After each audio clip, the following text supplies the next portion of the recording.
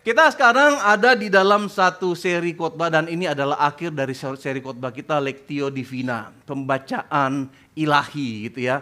Nah, Lectio Divina ini kita sudah pelajari selama dari pertama hingga kemarin oleh Pastor Jason. Dan kita tahu saudara bahwa itu adalah sesuatu perenungan yang sangat dalam mengenai firman Tuhan. Kita tahu bersama bahwa Alkitab itu adalah sesuatu sumber yang luar biasa saudara. Alkitab kita ini, Alkitab yang Anda pegang ini adalah satu buku yang luar biasa. Ada sangat banyak buku saudara di dunia ini. Buku-buku yang hebat saudara, ada banyak saudara. Kemudian ada buku-buku yang bahkan luar biasa sekali, bisa mengubah dunia. Ada buku-buku fiksi saudara ya. Buku-buku cerita misalnya Harry Potter. Harry Potter itu menjadi satu legenda yang luar biasa ditulis oleh seorang wanita saudara ya. Kemudian menjadi fenomena yang luar biasa. Kemudian yang fiksi juga, buku-buku fiksi misalnya Marvel gitu ya. Spider-Man, apalagi pokoknya tokoh-tokoh Marvel gitu ya. Itu menjadi pop culture yang luar biasa di dalam masa kita ini. Tapi juga ada buku-buku yang sangat luar biasa saudara. Buku-buku yang non-fiksi, buku-buku yang ditulis oleh orang-orang pemikir-pemikir. Misalnya buku Analek, pernah dengar nggak? Itu ditulis oleh Konghucu, ditulis 500 tahun sebelum Masehi, tahun 500 sebelum Masehi saudara.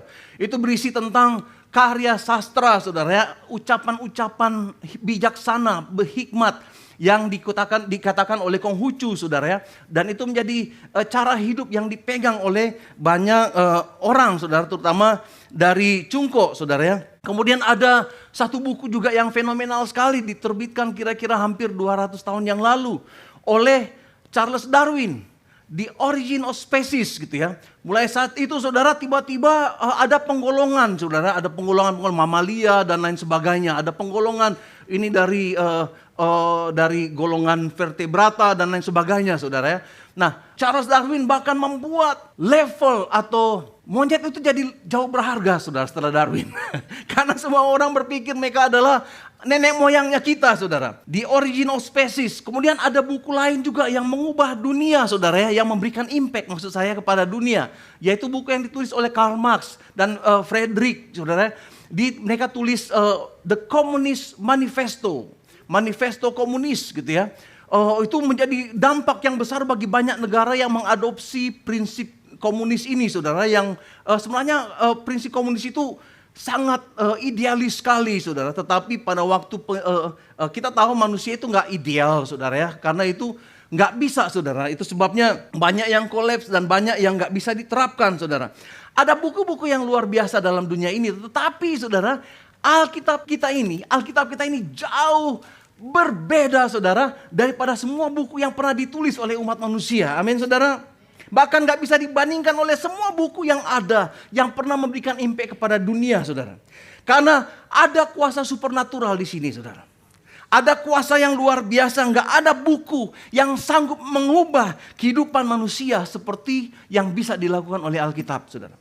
Nah, kalau saya tanya di sini berapa banyak orang yang pernah diubah oleh firman Tuhan? Saya yakin banyak orang yang akan angkat tangan karena somehow dalam kehidupan kita firman Tuhan pernah menyentuh hidup kita dan mengubah.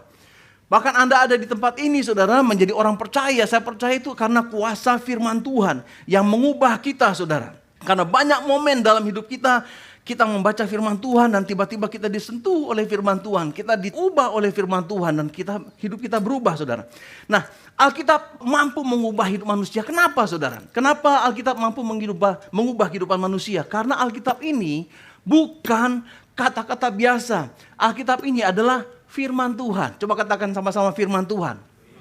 Ini adalah perkataan Allah saudara. Ini bukan karangan manusia saudara. Alkitab ini bukan fiksi atau cerita biasa. Alkitab ini bukan kitab atau buku sejarah orang Israel. Bukan saudara. Alkitab ini bukan sekedar cetakan dari ribuan kata-kata saudara. Alkitab ini adalah suatu kehidupan saudara. Alkitab ini bukan suatu cerita populer atau psikologi populer saudara. Bukan sesuatu yang mengubah paradigma. Tetapi Alkitab mengubah hidup seseorang, mengubah hati dan pikiran seseorang saudara. Nah, ini yang adalah yang disebut oleh firman Tuhan. Ini yang disebut sabda Allah saudara. Ini adalah kuasa dari Tuhan melalui firman Tuhan saudara. Firman Tuhan itu hidup, saudara. Amin. Firman Tuhan itu bahkan alam semesta ini diciptakan oleh firman Tuhan, saudara. Segala sesuatu diciptakan oleh kuasa sabda Tuhan.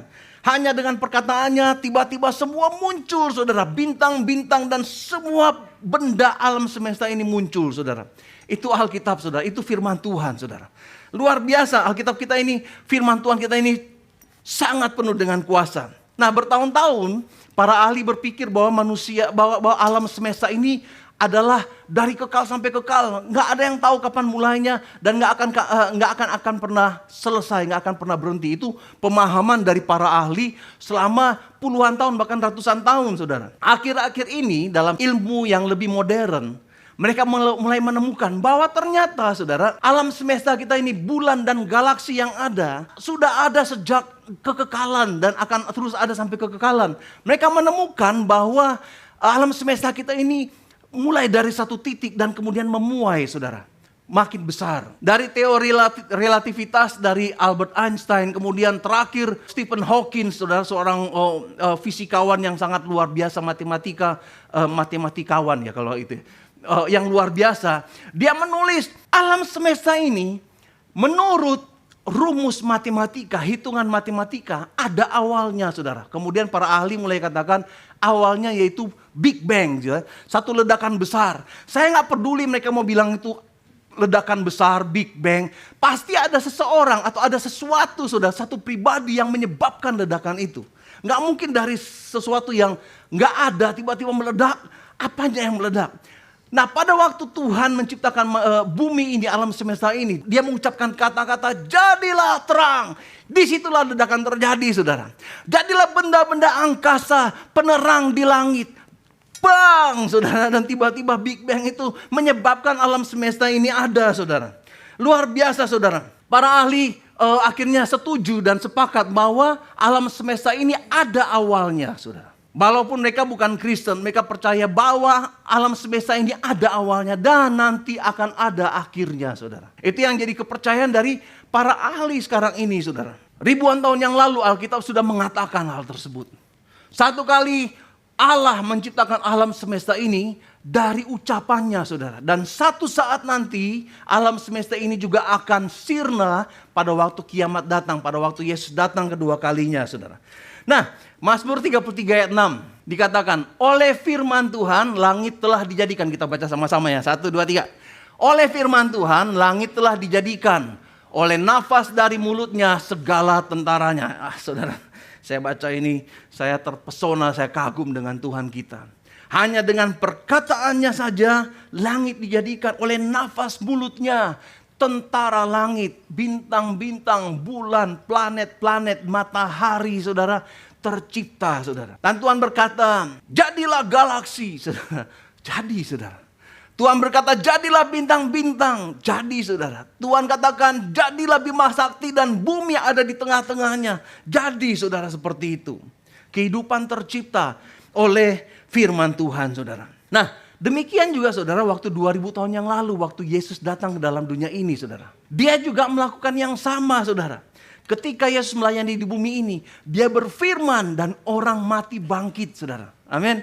Dia berfirman dan orang lumpuh berjalan. Dia berfirman mata buta melihat. Dia berfirman orang dipulihkan, disembuhkan.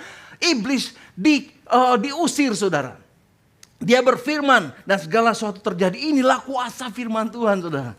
Ini kuasa firman Tuhan. Coba katakan kiri kanan. Inilah kuasa firman Tuhan. Saudara, kita lihat di dalam Yohanes 6 ayat 63. Dikatakan begini, saudara. Perkataan-perkataan yang kukatakan kepadamu adalah roh dan hidup. Ini Yohanes 6 ayat 63b. Perkataan-perkataan yang kukatakan kepadamu adalah roh dan hidup, saudara. Roh. Karena pada waktu ini, waktu Yesus berbicara berkata-kata, Tuhan Yesus katakan, yang saya katakan ini bukan cuma sekedar kata-kata. Ada roh di sana yang memberikan hidup. Ada roh di sana. Ada kehidupan di sana pada waktu firman-Nya diucapkan, saudara. Pada waktu Yesus mengucapkan firman-Nya, saudara, ada roh dan kehidupan. Dan perkataannya sanggup menghidupkan kehidupan kita, saudara dan saya. Amin. Nah, Ibrani coba kita lihat lagi ya. Ibrani pasal 4 ayat 12. Sebab firman Allah hidup dan kuat. Kata hidup di situ bahasa asli yang ditulis dalam Alkitab yaitu zoe. Kata kuat di situ energes, dan lebih tajam daripada pedang bermata dua manapun, yang menusuk amat dalam sampai memisahkan roh dan jiwa, sendi-sendi dan sumsum. Ia sanggup membedakan pertimbangan dan pikiran hati kita. Saudara, firman Tuhan luar biasa. Saya membutuhkan kuasa firman Tuhan yang seperti ini. Hidup dan aktif, energes, kuat katanya ya saudara ya. Nah, kadang-kadang saya mau ajak kita baca dalam satu terjemahan yang lain ya, supaya kita bisa dapat perspektif yang kadang-kadang kalau kita sering baca, saudara, orang Kristen yang sudah lama, kita sering baca firman Tuhan yang sama, lama-lama itu menjadi seperti idiom saja, saudara, jadi simbol-simbol saja. Jadi ini ada dari firman Allah yang hidup. Kita baca sama-sama, 1, 2, 3. Sebab apapun yang dikatakan oleh Allah kepada kita selalu penuh dengan kuasa yang hidup. Firman Allah lebih tajam dari pedang bermata dua yang paling tajam, yang dapat dengan cepat menembus pikiran dan keinginan kita yang paling dalam, sehingga memperlihatkan diri kita yang sebenarnya. Aduh saudara, firman Tuhan ini seperti ahli bedah katanya. Dengan cepat, langsung menusuk sangat dalam, menembus pikiran dan keinginan kita yang paling dalam, sehingga memperlihatkan diri kita yang sebenarnya. Kadang-kadang saudara, saya nggak suka dengan sesuatu dalam diri saya, saudara. Saya ingin berubah, tapi saya nggak bisa, saudara. Karena kita gampang sekali ditipu atau dibohongi oleh motivasi-motivasi yang tersembunyi. Bahkan diri kita sendiri nggak menyadarinya, saudara. Ada hal-hal yang saya sangat ingin supaya saya bisa mengerti kenapa saya ada alasan kenapa saya melakukan hal ini, saudara. Kadang-kadang dalam diri kita juga demikian. Kita nggak suka, ada hal yang kita nggak suka dalam diri kita, bukan membenci ya, saudara. Ada hal-hal yang kita tahu saya harus berubah di bidang ini, tapi kita nggak sanggup, saudara. Nah, kita butuh kuasa seperti ini, butuh pedang roh seperti ini, saudara. Butuh satu pedang yang tajam, yang bermata dua, yang sanggup memisahkan, yang memilah-milah, saudara, apa yang sebenarnya menjadi motivasi, apa yang sebenarnya menjadi pertimbangan, apa yang sebenarnya menjadi pikiran. Nah, saudara, kita semua sangat membutuhkan ini untuk apa? Untuk kita, saudara, bisa berubah, saudara. Anda dan saya pasti mengalami hal-hal seperti ini gitu ya. Kita berdoa dan kita minta Tuhan rubah saya untuk hari ini. Kenapa saya nggak pernah move on dari masalah ini? Kenapa saya selalu menghadapi masalah yang sama hari demi hari? Dan kita butuh kuasa firman Tuhan untuk menyatakan ini kepada kita, saudara. Saya butuh kuasa seperti yang firman Tuhan katakan ini, untuk dinyatakan dalam kehidupan saya supaya saya berubah. Merubah apa? Merubah hal-hal yang dalam diri saya, saudara, yang saya tahu salah, tetapi saya nggak tahu gimana cara memperbaiki. Firman Tuhan punya kuasa dalam hal itu, saudara. Amin. Firman Tuhan punya kuasa untuk mengubah diri kita, saudara. Firman Tuhan jangan dipakai untuk mengubah, berharap orang lain berubah, enggak. Firman Tuhan selalu pertama-tama akan berbicara dalam diri kita, saudara. Anda butuh kuasa firman Tuhan yang seperti ini untuk bisa hidup kita selalu mengalami progres. Nah, D.L. Moody, dia seorang hamba Tuhan yang luar biasa, saudara. Dia berkata satu kali, dia katakan, Alkitab bukan dimaksud untuk menambah pengetahuan, tapi untuk mengubahmu. Alkitab yang kita baca itu bukan supaya kita bisa menghafal, saudara, tetapi untuk mengubah kehidupan kita. Dulu saya sering baca Alkitab, karena dulu waktu SD di sekolah minggu, saudara, ada adu cepat buka Alkitab, atau cari ayat firman Tuhan, atau menghafal ayat firman Tuhan gitu ya. Saya suka, saudara, dan biasanya saya cukup cepat kalau mau buka Alkitab gitu ya. Tetapi firman Tuhan, Alkitab nggak dimaksud untuk menambah pengetahuan kita saja, saudara, tetapi untuk kita mengalami perubahan. Coba katakan kepada kiri kanan Anda, berubah. Dan tiba-tiba mereka berubah. Nah, bagaimana kuasa sabda ini bisa mengubah kita? Ada apa saja yang Tuhan ubah di dalam kehidupan kita melalui kuasa sabda ini, saudara? Pertama kita lihat ya beberapa hal yang akan kita lihat di sini, yaitu kuasa Tuhan, kuasa sabda Tuhan mampu mengubah saya dan menjadikan kita ciptaan yang baru, saudara. Yakobus 1 ayat 18 katakan, atas kehendaknya sendiri Ia telah menjadikan kita oleh firman kebenaran. Tuhan sanggup membuat kita, menciptakan kita, menjadikan kita, meng-create kita menjadi sesuatu yang baru melalui firman kebenaran. Kadang-kadang waktu kita baca firman Tuhan, tiba-tiba firman Tuhan itu menemplak kita, menampar kita gitu ya. Dan tiba-tiba kita tahu kita harus berubah, saudara. Itu satu momen yang sangat penting yang harus kita ingat dalam kehidupan kita, di dalam perjalanan kerohanian kita, ketika firman Tuhan menegur kita, saudara. Tanpa firman Tuhan nggak ada kabar baik. Tanpa kabar baik nggak ada keselamatan, saudara. Tanpa kabar baik saudara, tanpa firman Tuhan gak ada kehidupan yang kekal yang kita bisa terima. Tanpa pemberitaan firman Tuhan dan kuasa sabda Allah, manusia gak bisa diselamatkan. Itu saudara kebenaran firman Tuhan, kan kekuatan firman Tuhan. Anda dan saya percaya kepada Tuhan secara sungguh-sungguh. Kenapa?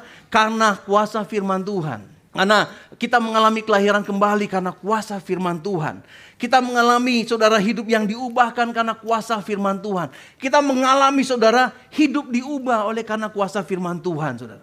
Kita harus terus ada di dalam kebenaran firman Tuhan saudara, supaya kita bisa mengalami pembaharuan hari demi hari. Saya mau cerita tentang bagaimana dalam satu hal dalam kehidupan saya, firman Tuhan mengubah saya saudara. Saya gak pernah punya cita-cita sejak kecil untuk jadi pendeta, gak pernah saudara. Tiba-tiba saya dulu punya cita-cita ingin menjadi sukses di dunia sekuler saudara. Entah itu saya suka belajar saudara, saya suka penelitian. Saya dulu kuliah di bidang fisika murni saudara, yang belajar rumus-rumus fisika saudara. Waktu kuliah dulu saya ingin jadi ilmuwan atau bisnismen atau apa di dunia sekuler. Tapi tiba-tiba saya berubah saudara, saya jadi pendeta. Bukan karena kuasa kepepet saudara. Bukan karena kepepet. Memang ada orang yang berubah karena kepepet saudara. Saudara sering lihat di TV atau di sosial media, ada orang-orang di jalanan tiba-tiba sok jagoan gitu ya. Tiba-tiba melakukan kekerasan, arogansi saudara ya. Kemudian berlagak jagoan, berlagak aparat gitu ya, dengan plat nomor polisi yang palsu misalnya ya. Kemudian viral. Tapi kemudian setelah ketangkap minta-minta ampun, maaf, saya mohon ampun, saya mohon maaf gitu. Itu namanya kepepet saudara. Perubahan yang dialami oleh karena itu gak akan pernah permanen saudara, pasti cuma sementara. Perubahan arah hidup saya menjadi pendeta satu saat karena satu kebenaran firman Tuhan di dalam Mazmur pasal 90 ayat 10 saudara. Ini Mazmur ini sudah saya hafal sudah lama saudara. Saya hafal sudah lama, tetapi satu saat, satu momen firman Tuhan itu mengubah saya dari keinginan saya dan ambisi saya untuk menjadi sukses di dunia sekuler. Tiba-tiba prioritas saya berubah saudara. Firman Tuhan ini katakan, masa hidup kami 70 tahun. Dan jika kami kuat 80 tahun. Dan kebanggaannya adalah kesukaran dan penderitaan. Sebab berlalunya buru-buru dan kami melayang lenyap. Saudara, waktu masih kecil saudara ya, kita mau jadi besar kayaknya lama sekali gitu ya. Waktu SMP, enaknya kalau udah pakai seragam yang celananya celana panjang. Kayaknya lama banget gitu ya. Kemudian celana panjang akhirnya SMA. Waktu SMA kita berpikir enak ya kalau ke sekolah gak perlu pakai seragam. Kita ingin kuliah saudara. Kayaknya lama banget waktunya padahal cuma 3 tahun. Tiba-tiba sudah kuliah saudara. Kemudian kuliah, pengen dapat pendapatan sendiri. Dan kemudian lama sekali, berasa lama gitu ya. Tapi saudara itu kalau muda seperti itu, waktu terasa lama sekali saudara. Tapi begitu saya berumur 50, waktu udah 51. Entar lagi 52, waduh, entar lagi sudah mau dekat 70 gitu ya. Nah saudara, berlalunya buru-buru saudara. Firman Tuhan ini saya udah apa lama saudara. Tetapi satu kali saudara, saya ada di satu tempat di kereta api saudara, di Tokyo. Kereta api pulang dan firman Tuhan itu berbicara saudara. Firman Tuhan itu mulai berbicara dalam hati saya. Menjadi benih firman Tuhan itu menjadi berbuah dalam hidup saya. Berbuah prioritas dan tiba-tiba saya katakan di kereta itu, Tuhan saya mau jadi apa saja yang Tuhan mau. Dari firman Tuhan ini saudara. Dari perkataan firman Tuhan ini mungkin bagi banyak orang sesuatu yang biasa, ayat yang biasa. Tapi bagi saya di momen seperti itu saudara, jadi suatu momen perubahan yang mengubah prioritas saya dan mengubah masa depan saya saudara. Firman Tuhan ini sering dikatakan benih saudara. Firman Tuhan sering dikatakan seperti biji saudara. Yang ditanam, yang waktu ditanam kemudian mengeluarkan akar-akarnya. Dan akar-akarnya ketika kuat mulai mengangkat benih itu menjadi satu tumbuhan, menjadi tumbuh daun. Kemudian batangnya semakin kuat, kemudian akhirnya menghasilkan buah. Firman Tuhan itu seperti itu saudara. Firman Tuhan itu seperti benih. 1 Petrus 1 ayat 23 katakan, karena kamu telah dilahirkan kembali bukan dari benih yang fana, tetapi dari benih yang tidak fana oleh firman Allah yang hidup dan yang kekal. Kita dilahirkan oleh benih yang ditanam dalam kehidupan kita saudara ya. Yakobus 1 saudara ayat 21b dikatakan demikian. Terimalah dengan lemah lembut firman yang tertanam, saudara. Ini juga mengatakan tentang firman yang adalah benih, saudara ya. Tertanam dalam hatimu yang berkuasa menyelamatkan jiwa. Karena itu saya mau ajak kepada kita semua, saudara. Jangan capek-capek menghafal firman Tuhan, amin. Jangan capek-capek merenungkan firman Tuhan. Jadikan firman Tuhan itu benih dalam diri kita, saudara. Kita belum tahu berbuahnya kapan, tetapi begitu benih itu datang dan tertanam dalam hati kita, saudara. Tiba-tiba satu saat nanti benih firman Tuhan itu akan menjadi hidup, saudara. Akan berbuah dalam kehidupan kita. Amin, saudara. Jangan capek. Satu saat nanti benih yang saudara tabur, saudara akan saudara tuai. Karena itu juga jangan capek, saudara. Anda menyampaikan firman Tuhan kepada orang lain. Izinkan firman Tuhan itu menjadi benih dalam diri mereka, saudara. Izinkan firman Tuhan menjadi benih di dalam diri anak-anakmu, saudara. Izinkan firman Tuhan ditabur di ladang, di dalam hati orang-orang yang ada di sekitarmu. Mungkin satu saat nanti, saudara, di waktunya Tuhan, benih firman Tuhan itu mulai bertumbuh dan akhirnya dia sadari, oh ini arti firman Tuhan ya. Dan kemudian dia mengalami perubahan, saudara. Nah, kemudian kedua, saudara ya, firman Tuhan itu mengubah sehingga kita mengalami aktivasi iman, saudara. Iman adalah firman yang diaktifasi, saudara. Iman adalah firman yang diaktifkan. Janji Allah membuat kita memiliki pengharapan yang lebih besar daripada yang kita miliki, saudara. Tanpa janji Tuhan, tanpa iman, mungkin kita ekspektasinya begini, sedikit aja, saudara. Tapi waktu ada iman, kita tiba-tiba memikirkan dan berharap sesuatu yang jauh lebih besar daripada kekuatan kita. Karena firman Tuhan timbul dari pendengaran kata firman Tuhan dan pendengaran oleh firman Kristus. Pernah nggak, saudara, Anda digerakkan oleh iman sampai Anda memikirkan sesuatu yang jauh lebih besar daripada yang Anda tahu di luar kemampuan Anda. Anda berpikir, wah saya pengen punya rumah nih misalnya ya. Tapi itu sesuatu yang seakan-akan sekarang itu mustahil sekali. Tetapi ada iman dan tiba-tiba Anda punya pengharapan sesuatu yang lebih besar, saudara. Dan Anda tahu nggak bisa mungkin terjadi tanpa campur tangan Tuhan. Saya ingat sekali kesaksian dari Cineti sama Ko Ajan waktu mau punya rumah ya waktu itu ya. Bagaimana Pak Haji dan lain sebagainya seakan-akan sesuatu yang mustahil. Tetapi sekarang ini rumah yang menjadi milik dan sekarang ditinggali oleh Ko Ajan sama Cineti, itu menjadi kesaksian, saudara. Bagaimana iman, bagaimana firman diaktifkan menjadi satu iman untuk berpercaya kepada sesuatu yang jauh lebih besar daripada kemampuan kita, saudara. Saya ingat satu kali, saya sama Bang Holland di sini, tempat ini, saudara. Waktu pertama kali tahun 2014. Kita mau ketemu dengan pemilik fasilitas ini, ruangan ini. Kita pergi ke kantornya di dekat Bundaran HI situ ya. Mau tanya, mau negosiasi tentang tempat ini, saudara. Itu sesuatu di luar kemampuan. Kemudian sampai di sana, saya tiba-tiba digerakkan oleh iman, saudara. Saya cerita ke Bang Holland, lutut itu tempurung lutut, saudara, itu bisa naik turun sendiri, kotok. Kelihatan, saudara. Saya nggak pernah sampai sekarang nggak pernah mengalami itu. Tapi waktu itu, saudara, naik turun, saudara, naik turun. Karena waktu itu lagi ngobrol sama ownernya, saya tiba-tiba punya satu iman yang diaktifkan, saudara, firman Tuhan yang diaktifkan, dan saya katakan, oke, saya setuju membeli ruangan ini dengan harga yang sangat luar biasa besar dan mustahil bagi saya gitu ya. Waktu ngomong seperti itu dan jabat tangan dengan ownernya, saudara, itu benar-benar, saudara. Untung itu ya, mejanya agak tinggi, nggak kelihatan sama ownernya itu lutut saya. Saya sampai heran, kok bisa ya? Ternyata kalau ada dokter itu, saya pengen ada dokter di sini, saya pengen tanya, bisa nggak emang? Atau cuma perasaan saya aja, tapi kayak kelihatan gitu ya di celana saya ini naik turun, Kenapa naik turun, saudara? Karena iman, hati saya penuh iman, pikiran saya gile lu. Nggak nyambung, saudara. Waktu duduk itu naik, kodok. Setelah ketemu di lobi, saya bilang ke Bang Holland, ini kaki saya naik turun. Waktu ngobrol sama Bang Holland masih ada berasa sedikit gitu ya. Kenapa, saudara? Karena iman diaktifkan kadang-kadang itu adalah sesuatu yang di luar kemampuan kita, saudara. Saudara, tempat yang kita pakai ini adalah tempat yang penuh mujizat, saudara. Amin. Kita bersyukur kepada Tuhan karena Tuhan gerakkan banyak orang baik, banyak anak Tuhan, sehingga apa yang menjadi mimpi Tuhan tercipta dan terjadi di tempat ini, saudara. Kadang-kadang ya, Kita ingin hidup kita nggak lepas dari masalah. Pasti ada penghalang demi penghalang. Dan kita ingin waktu misalnya Ko Ajan sama Cik Neti mau beli rumah, kita ingin semua penghalang tiba-tiba mulus semuanya.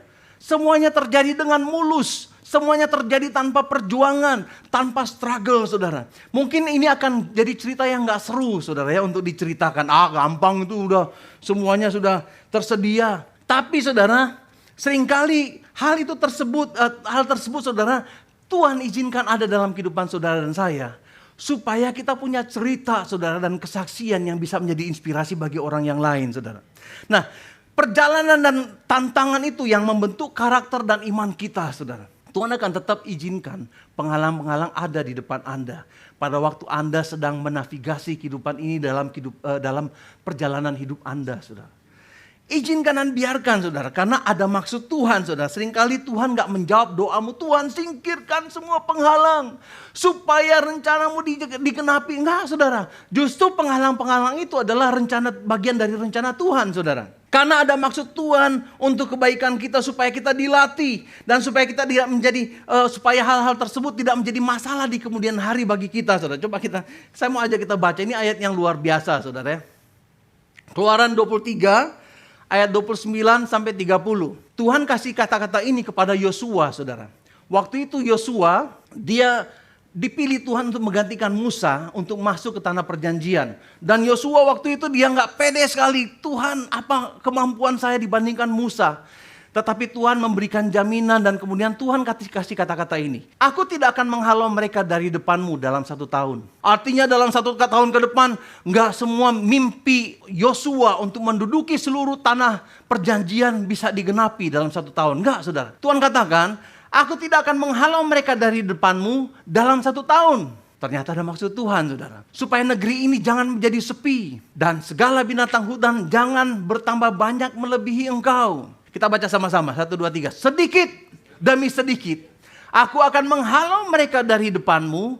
Sampai engkau beranak cucu sedemikian. Hingga engkau dapat memiliki negeri itu. Sedikit demi sedikit. Coba katakan kepada kiri kanan Anda. Sedikit demi sedikit. Ada waktunya, saudara. Jangan maksa, saudara. Jangan berpikir, saya akan memulai bisnis langsung besar. Enggak, saudara. Sedikit demi sedikit. Coba katakan sama-sama, sedikit demi sedikit. Karena di situ ada proses Tuhan pada waktu Anda melangkah. Sedikit demi sedikit. Dan Tuhan juga izinkan sedikit demi sedikit ini karena ada maksud Tuhan. Seandainya pada waktu itu seluruh bangsa yang ada di tanah perjanjian itu dimusnahkan.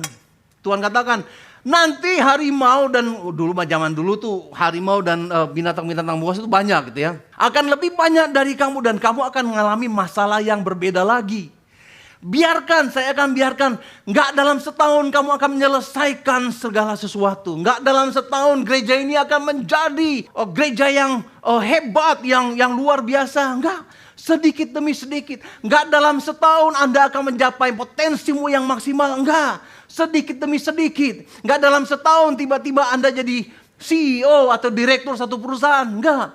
Sedikit demi sedikit, saudara. Izinkan Tuhan beracara dalam kehidupan kita. Aku akan menghalau mereka dari depan. Sedikit demi sedikit aku akan menghalau mereka dari depanmu. Sampai engkau beranak cucu. Saudara, ternyata sampai generasi pun. Sampai generasi anak cucu kita pun. Proses ini, saudara, kemenangan ini akan terus berlanjut. Karena Tuhan punya purpose, saudara. Tuhan suka dengan proses. Amin. Tuhan suka dengan proses dan Tuhan ingin. Yang Tuhan inginkan dalam kehidupanmu bukan hasilnya, saudara.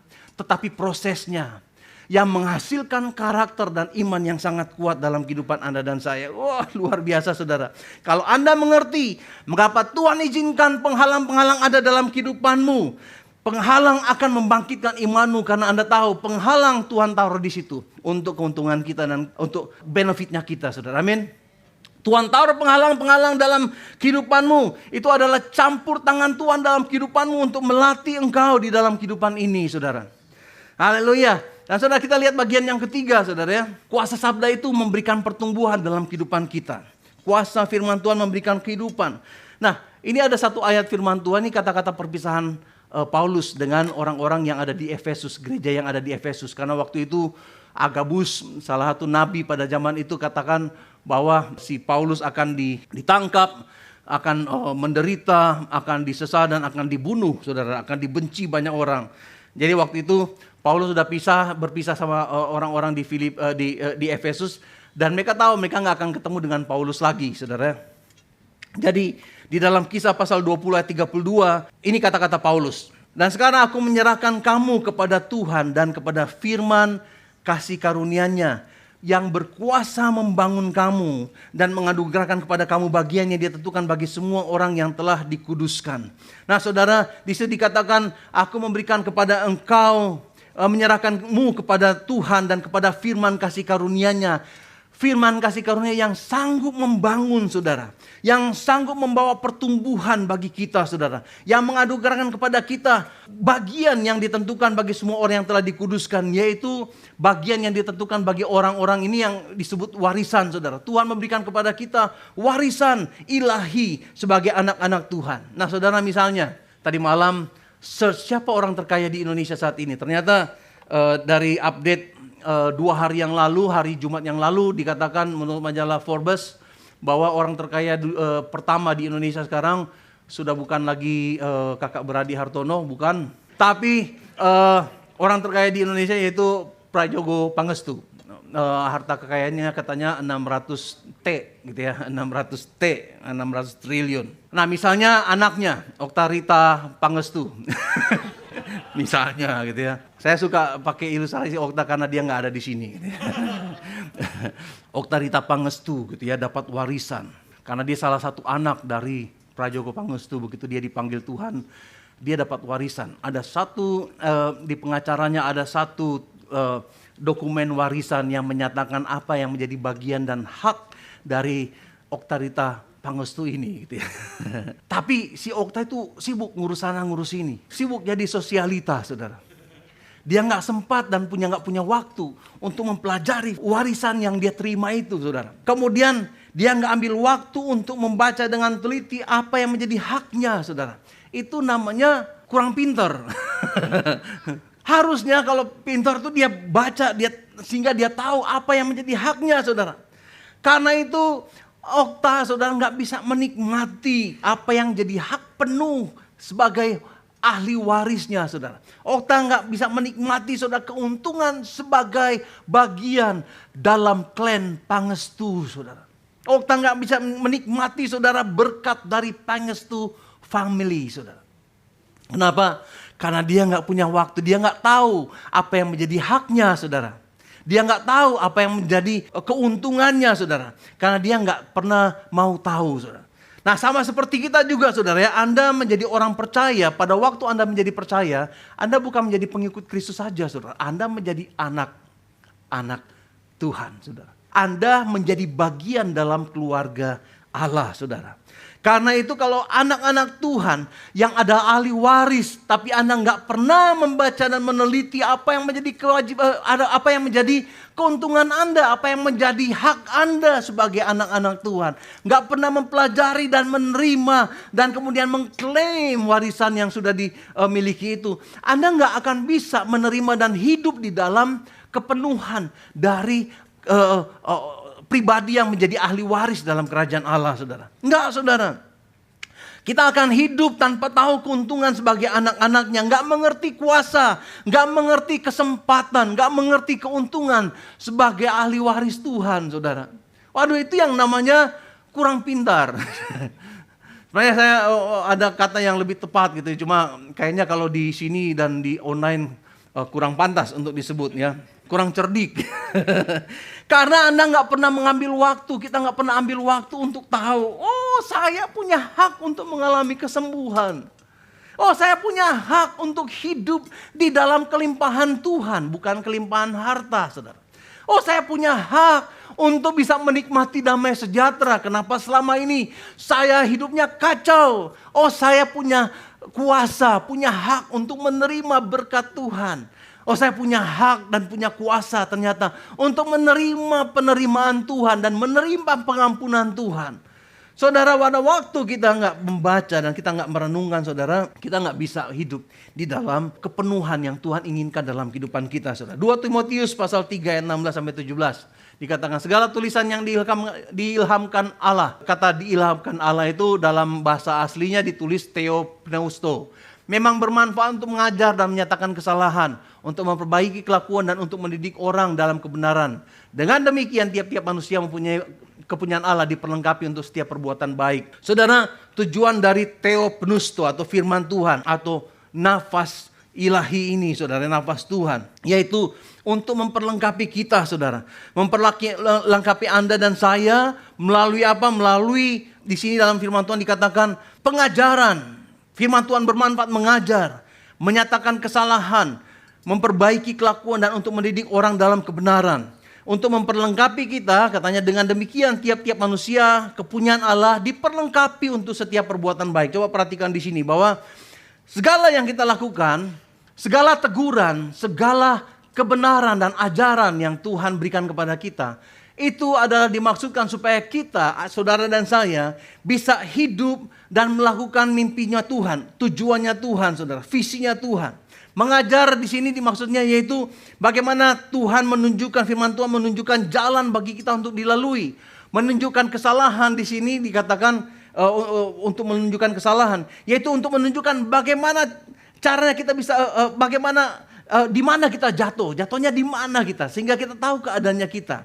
Kemudian memperbaiki itu bicara tentang bagaimana caranya supaya kita kembali lagi di jalan yang benar, di alur yang benar, saudara. Mendidik kita yaitu bicara tentang bagaimana saudara dan saya dalam kehidupan ini nggak lagi akan jatuh di tempat yang sama, saudara. Nah, firman Tuhan ini dipakai oleh Tuhan, saudara, supaya kita bisa berjalan sesuai dengan rencana Tuhan. Nah, saudara, gereja kita mengajarkan, kenapa gereja kita mengajarkan tentang merenungkan firman Tuhan? Kita mengajarkan tentang Lectio Divina, supaya setiap jemaat mengalami kedalaman firman Tuhan, saudara. Kita ingin setiap jemaat mengalami kuasa firman Tuhan. Saya berdoa semoga semua kita mengalami kuasa sabda Tuhan. Saya berdoa semua kita, saudara, mengalami firman Tuhan yang menerangi hati kita sehingga kita bisa berjalan. Saudara, please pelajari firman Tuhan, saudara. Ada datang satu waktu, saudara, di mana penganiayaan akan besar dan kita sangat membutuhkan kekuatan firman Tuhan, saudara. Saya akan tutup dengan ada beberapa ayat di sini, gitu ya. Ini Mazmur 119 terkenal sekali karena semuanya di Mazmur 119 ini bicara tentang firman Tuhan. Ayat 18 dikatakan, singkapkanlah mataku supaya aku memandang keajaiban-keajaiban Tauratmu. Kita butuh mata kita disingkapkan untuk kita bisa melihat keajaiban, sesuatu yang luar biasa yang membuat kita terpukau dari firman Tuhan. Ayat 105 katakan, firman-Mu itu pelita bagi kakiku dan terang bagi jalanku. Pelita bagi kaki kita itu sama seperti handphone. Kalau Anda buka gitu ya, handphone ada ini kan, ada aplikasi center gitu ya untuk flashlight gitu ya. Firman Tuhan itu seperti itu. Bisa menerangi tetapi kita nggak akan bisa lihat jauh. Tuhan ingin supaya kita melangkah sedikit demi sedikit. Kita bagaimana caranya kita bisa lihat 20 meter di depan, melangkah satu langkah demi satu langkah, saudara. Taat dengan apa yang Tuhan katakan. Mazmur 119 ayat 130 dikatakan, kita baca sama-sama 1, 2, 3. Bila tersingkap, firman-firman-Mu memberi terang, memberi pengertian kepada orang-orang bodoh seperti saya, seperti kita semua di sini. Kita butuh, saudara, pada waktu firman Tuhan disingkap, saudara, kita menerima terang dari firman Tuhan. Saudara, saya rindu sekali supaya kita bisa mengalami ini. Ingat semua janji-janji Tuhan, saudara. Lectio Divina itu membuat kita bisa menerima terang firman Tuhan, membuat kita bisa menerima, saudara, sesuatu berkat ilahi. Terang firman Tuhan yang memberikan cahaya kepada kita sehingga kita tahu rahasia-rahasia yang Tuhan sediakan bagi kita, saudara. Saya pernah cerita sebenarnya bulan April yang lalu tentang satu firman Tuhan ya. Mungkin saudara ingat, tapi saya mau ingatkan lagi, saudara. Saya punya satu firman Tuhan yang saya pegang sampai saat ini, saudara. Saya punya satu firman Tuhan yang benar-benar saya udah masuk dalam kehidupan saya, saudara ya. Karena ini dimulai sejak saya waktu itu SMP. Ya, waktu itu saya cerita lagi lah sedikit ya, bahwa waktu itu mama saya ajak kita, kakak beradik, saya, Sela sama Rio untuk berdoa puasa. Anak SMP kalau puasa itu susah sekali, saudara. Tapi waktu itu kita sampai di hari ketiga, kemudian di akhir sebelum kita selesai, mama saya bilang, oke kalian pergi kemana aja di kamar masing-masing atau dimanapun, cari janji Tuhan buat kamu untuk sepanjang hidup. Wah, saya bersyukur sekali ya. Waktu merenungkan firman Tuhan, saya cari dan saya dapat firman Tuhan di dalam Yohanes 15 ayat 16 ini, saudara. Begitu beberapa menit kemudian kita ngumpul, mama tanya gitu ya, apa yang kamu dapat? Dan saya katakan kepada mama saya, ini dari Yohanes 15 ayat 16. Kemudian saya bacakan, bukan kamu yang memilih aku, akulah yang memilih kamu supaya kamu pergi dan menghasilkan buah dan buahmu itu tetap. Supaya apa yang kamu minta kepada Bapa dalam namaku diberikannya kepadamu. Sejak hari itu saudara, firman Tuhan itu mami bilang, pegang itu ya dalam kehidupanmu. Waktu itu ya gak terlalu ngerti, tapi saya pegang itu sebagai janji firman Tuhan untuk hidup saya. Sepanjang hidup saya, di masa pertumbuhan ada banyak hal-hal yang terjadi dalam kehidupan saya. Namanya juga remaja gitu ya. Tapi firman Tuhan itu hidup dalam hidup saya, dalam hati saya. Saya melewati banyak tantangan. Kemudian papa saya meninggal waktu saya masih kelas 2 SMP. Papa saya itu satu-satunya sumber penghasilan yang bekerja dan yang menjadi sumber penghasilan bagi keluarga. Kemudian tiba-tiba keadaan menjadi sangat tidak baik gitu ya. Maksudnya sangat tidak baik dalam arti mami harus kerja ke Jepang. Kemudian kakak saya Marcella dia pindah ke Jakarta gitu ya. Dibantu pendidikannya oleh saudara. Adik saya si Mario dibantu pendidikannya oleh opa saya gitu ya. Saya akhirnya juga dibantu oleh salah satu tante saya, kemudian pindah lagi ke Jakarta gitu ya. Mami di Jepang, saya di Jakarta, Sela juga di Jakarta, Rio di Manado. Kita terpisah gitu ya. Tapi firman Tuhan itu yang saya pegang itu tetap terngiang dalam hati saya gitu ya. Bukan Tuhan yang bukan aku yang memilih kamu, bukan kamu yang memilih aku, akulah yang memilih kamu supaya kamu pergi dan menghasilkan buah. Sampai satu saat saya harus pergi ke Jepang juga karena saya pikir wah saya juga butuh kuliah nih, butuh uang untuk kuliah. Begitu selanjutnya dalam kehidupan saya dan akhirnya saya bertobat. Kemudian prioritas saya diubah seperti yang saya ceritakan tadi, saudara. Kemudian saya menjadi hamba Tuhan. Dalam perjalanan sebagai hamba Tuhan pun ada banyak hal yang terjadi. Begitu saya dikirim ke Korea. 3 bulan saya nggak tahu mesti ngapain, saudara. 3 bulan selalu ditanya gimana perkembangannya, gimana pertumbuhan gereja di sana. Saya bilang ketemu orang Indonesia saja di Korea saya belum pernah. Gimana mau bertumbuh gitu ya. Tapi kemudian saya tahu gitu, Tuhan suruh saya untuk pergi dan menghasilkan buah. Dan saya tahu buah itu dihasilkan oleh karena penyertaan Tuhan dan bukan karena itu ya dari kekuatan sendiri. Kemudian saudara, gereja mulai ada dari 7 orang. Gereja itu lama-lama bertumbuh saudara, menjadi gereja yang terbesar bagi orang asing yang ada di Korea. Saya lihat ratusan orang bertobat dan saya tahu inilah buah-buah yang Tuhan tunjukkan pada saya supaya kamu pergi dan menghasilkan buah dan buahmu itu tetap. Ada ratusan orang bertobat, ratusan orang dibaptis, ratusan orang dimuridkan, saudara. Saya ingat janji Tuhan. Tapi satu kali juga tiba-tiba dari jemaat yang 700, saudara, setiap minggu ibadahnya, 500 sekian di satu gereja kita, kemudian 150 di tempat pelayanan Pastor Jason, kemudian tempat lain lagi saudara ya, kira-kira 700 sampai 800 orang setiap kali berkumpul saudara beribadah. Tiba-tiba jumlah ini dari 700-an 800-an ini dalam waktu 6 bulan jadi 30 saudara. Dari 30. Karena ada peraturan pemerintah waktu itu ya, peraturan pemerintah Korea sehingga semua banyak yang kembali ke Indonesia. Tapi saya tahu saudara, Tuhan tetap menyuruh saya untuk pergi dan menghasilkan buah. Walaupun waktu itu juga mengalami kesulitan secara ekonomi gitu. Gimana cara menghidupkan anak saya 2 gitu ya. Gimana caranya gitu ya. Tapi saya ingat janji Tuhan. Dan ketika tahun 2014 kembali ke Indonesia. Mulai lagi dari nol. Saya ingat janji Tuhan ini, saudara.